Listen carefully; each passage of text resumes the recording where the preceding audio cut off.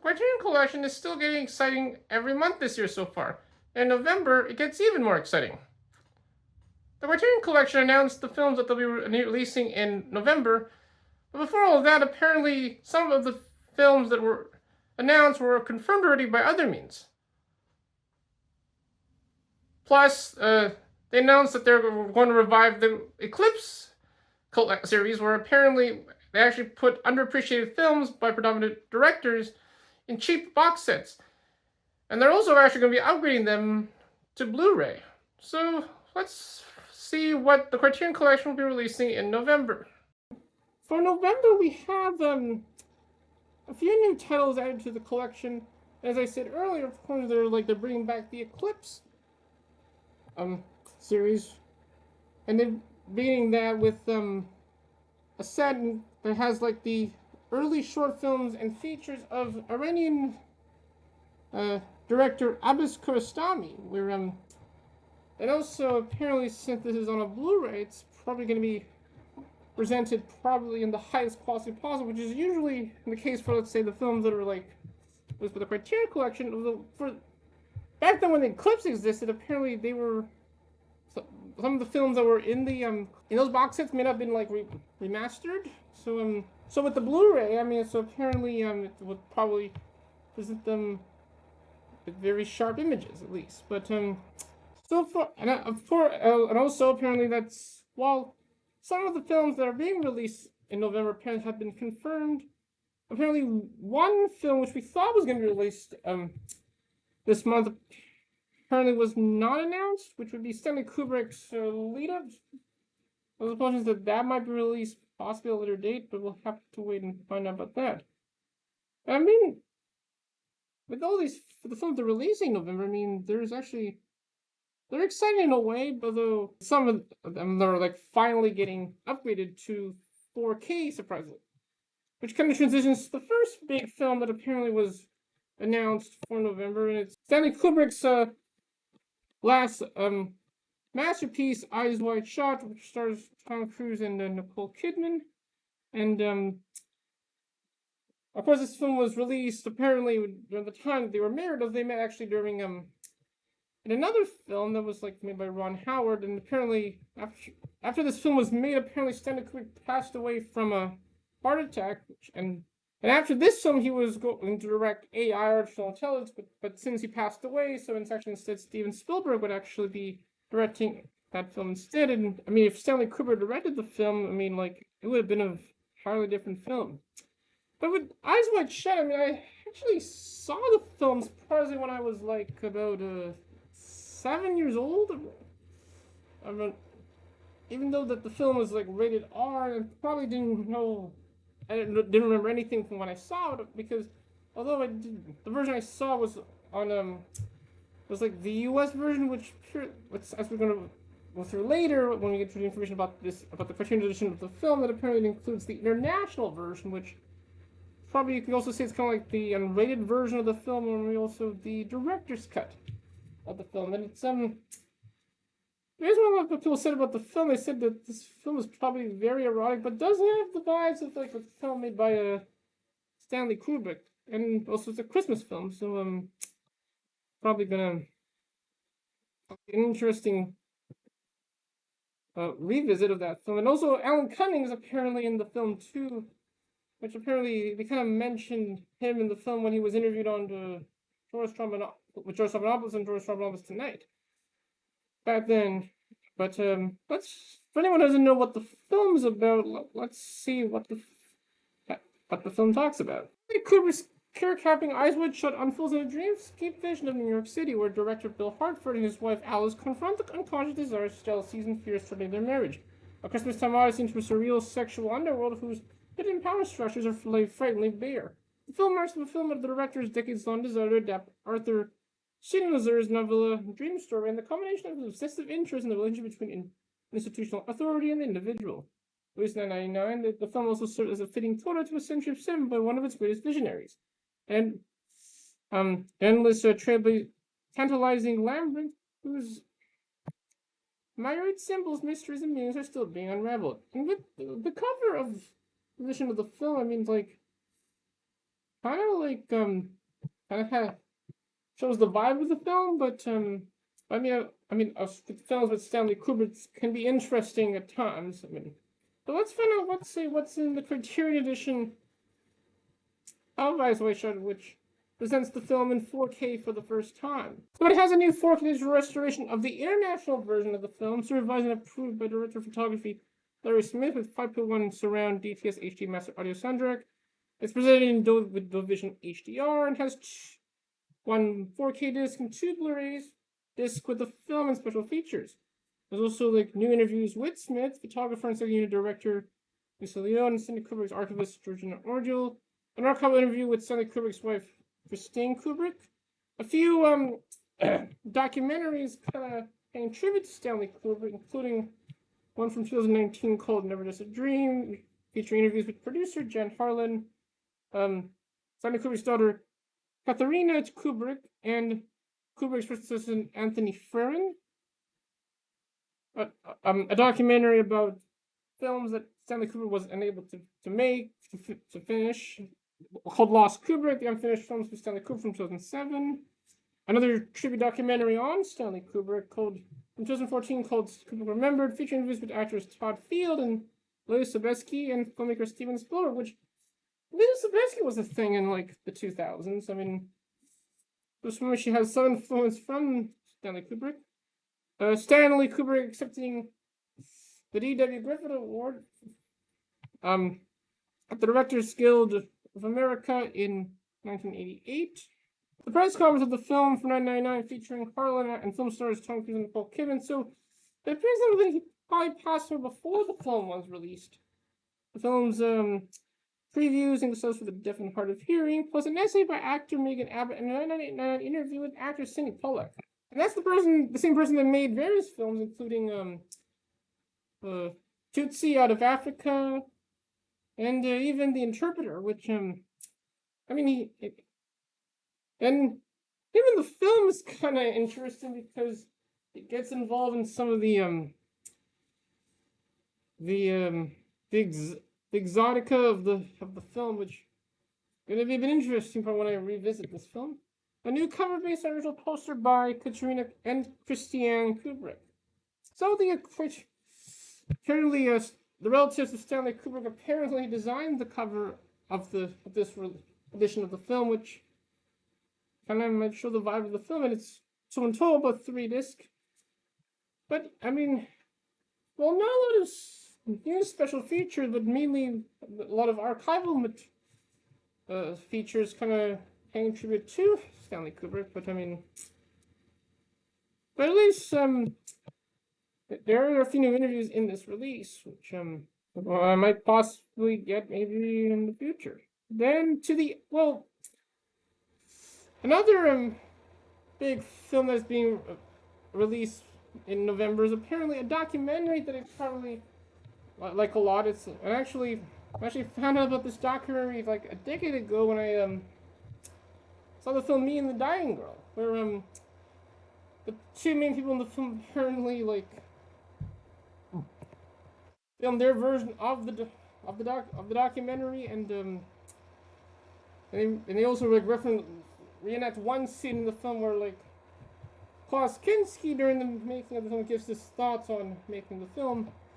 And I mean, but that documentary, which might probably be like one of the greatest documentaries about the making of a film, is Bird of Dreams, which talks about the making of the Werner Herzog's Fitzcarraldo, which kind of like similar to what happened with Apocalypse Now, where it also had its own documentary, Army of Darkness, which unlike what happened in the making of Apocalypse Now, where the film ended up actually being very successful despite a lot of problems during the making of that film. Apparently, Burden of Dreams, the film, I mean, kind of shows that the Fitzcarraldo kind of didn't do well when it was released, despite where they were able to accomplish some of the things they were doing in the making of that film, but apparently there were some problems along the way. And the documentary was made by Les Blanc, which I actually saw, the first time I saw it was actually on the Criterion channel, but it's gonna be interesting how they're gonna be like presenting this in 4K because the film might have been filmed on 60mm film, I think.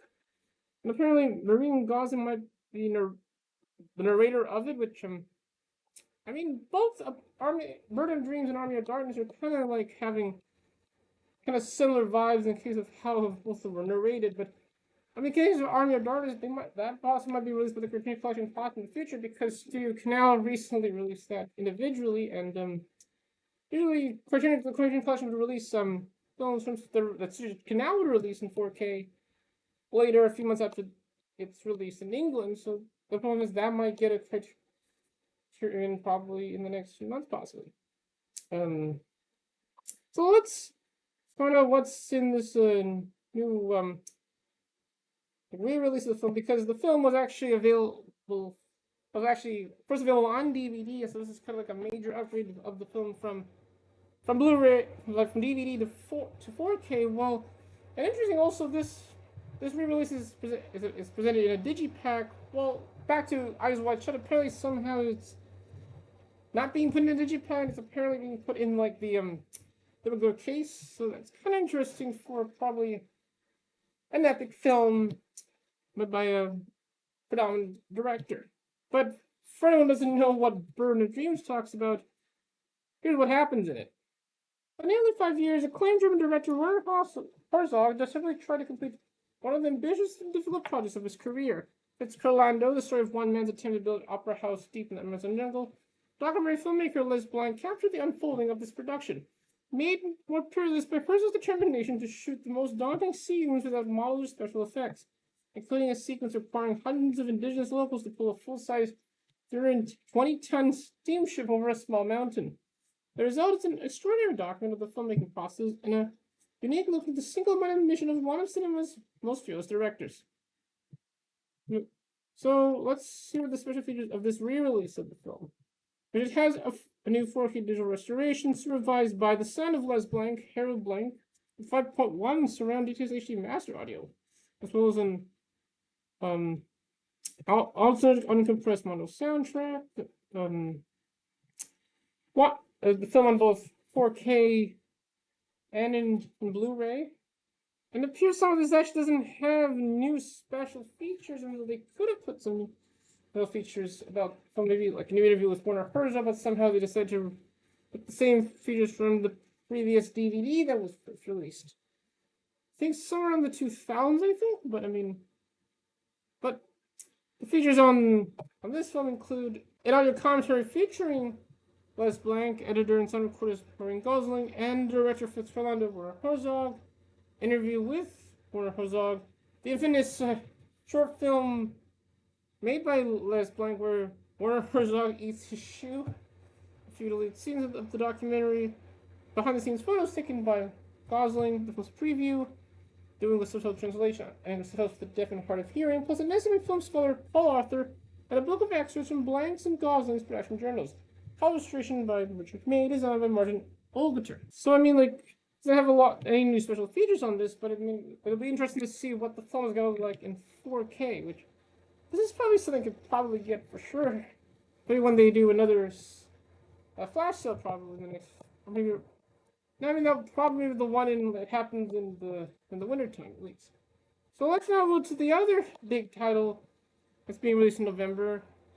And apparently the group that was seen in this film apparently confirmed that there was going to be a Criterion edition of this film, and that film is House Party, which is a 1990s like party film showcasing that group, and apparently New Line Cinema released this one, so this is probably a really like famous film. But let's see what this one talks about. In this dazzling imaginative teen comedy, the breakthrough feature debut by writer director Ringgold Woodland, hip-hop duo Kid and Play bring their star power to the big screen as aspiring MCs preparing for the party of this year. The kid's father forbids him from attending Play's party. Kids think Saturday week, kicking off a walnut full of dance-offs and rap battles, friends with bullies and cops, and a bit of romance. With the ensemble cast also includes Tisha Campbell, AJ Johnson, Martin Lawrence, probably in an early role, like, well, he was probably in Martin, Daryl Mitchell, and members of the musical full force, plus a hit soundtrack House Party is a beloved feel-good snapshot of early 1990s hip culture that brought back teenage experience to the mainstream, and that shines bright to this day. Let's see what are the special features of the Criterion Collection edition of House Party. It has a new 4K digital restoration supervised by director of photography Peter Denning and approved by director Reginald Hoodlin with 4.0 surrounds DTS HMS soundtrack. The film is presented in Dolby Vision HDR. There's a new audio commentary featuring Hoodlin, a new conversation featuring Hoodlin, producer Warren Hudlin, and film scholar Rick Gates. A new cast reunion featuring will stars Be Fine, Blue Glue, and the legend Paul Anthony of Full Force, Tisha Campbell, A.J. Johnson, Christopher Martin, Daryl Mitchell, and Christopher Reed. So apparently, Martin Lawrence is apparently not in this cast reunion, but they could have got him. But I mean, so somebody's not in this cast reunion at least. The short film that inspired the film, the short film that inspired the film, also made by the director. The film's preview and himself for the deaf and hard of hearing was an essay by author Michael Harriot. New cover by Gaby Chivarino. So, with all of the new special features in this, it's probably jam-packed, but this is going to be a film that I'm probably going to like to see probably soon. I can probably get this in a sale in the future. But now there's like two films that apparently they're releasing in November that apparently are directed by familiar directors, but I don't know much about these films, which we're actually about to go to those quickly. So first up, we have a film that is made by Louis Buñuel and Elle, which it's probably like one of his early films, but let's find out what this film talks about. Spanish serious master Louis Buñuel's finished tale of all gone wrong is among the most perverse and unsettling films he made during his 2 decades of exile in Mexico. Pulling his own neuroses into an adaptation of Mercedes Pinto's autobiographical novel, Buñuel conducts an expressionlessly silent nightmare in which a young woman discovers that the outward sophistication of her new husband marks past disturbing depths of jealousy and paranoia. A characteristically raw indictment of religious and social hypocrisy, Elle stands the director's greatest excursion into melodrama, a vivid portrayal of society's inability to restrain the ignorant urges of the human id.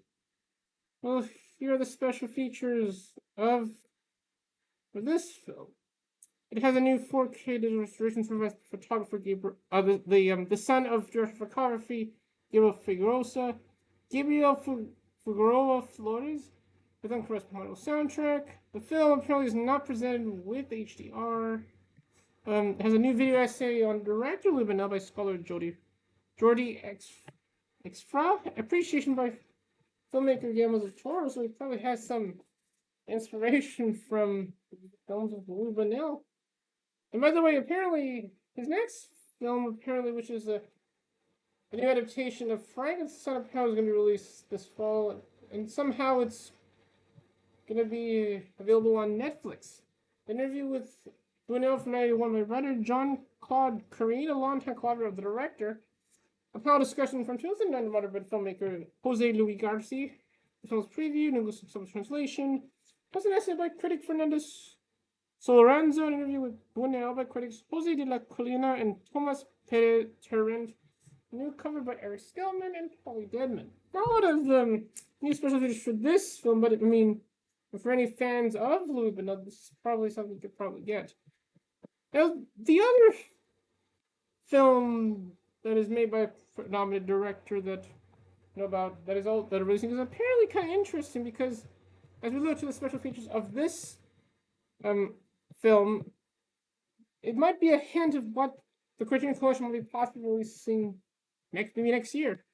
But that film is Howard Hughes' Hell's Angels, and this might be, based on what I found out about the film, apparently it's released like in the pre-code era, so this is like before there were kind of rules when making films, but let's find out what happens in Hell's Angels. A high-flying feat of adventure filmmaking, a testament to the audacious, sparse, no-expense vision of Howard Hughes. This landmark aviation epic remains exhilarating both for its daredevil aerial sequences and its nervy pre-code punch. At the onset of World War I, 2 British brothers recruited into the Royal Flying Corps find their bond tested by their differing attitudes toward the war and their love for the same woman, led by Jean Harlow and her bombshell breakthrough. The product of a notoriously long and dangerous production resulting in the deaths of multiple crew members, Hell's Angels broke new technical ground, making use of early sound and color technologies, and capturing some of the most thrilling dogfight scenes ever filmed. One of the special features of the Criterion edition of Hell's Angels includes a new 4K restoration of the Magnascope Roadshow version with uncompressed mono soundtrack, the film not presented with HDR, a new interview with Robert Legato, the video effects supervisor for the Howard Hughes biopic, The Aviator, which you probably know was directed by Martin Scorsese, and on the groundbreaking aerial visuals of Hell's Angels. So this might be a hint that the Criterion Collection might release The Aviator, because I know some of Martin Scorsese's films were released by them, and apparently instead of like Miramax released this film as a publisher that it could be in the collection, and we could also probably get Martin Scorsese to come back and talk about the film. And I think maybe Kate Blanchett might have got an Academy Award for this film. I think she got it like for like Best Supporting Actress, I think. But so there's probably chance that we might get a Criterion edition of The Aviator. A new interview with critic Farron Smith-Nemi about actor Jean Harlow.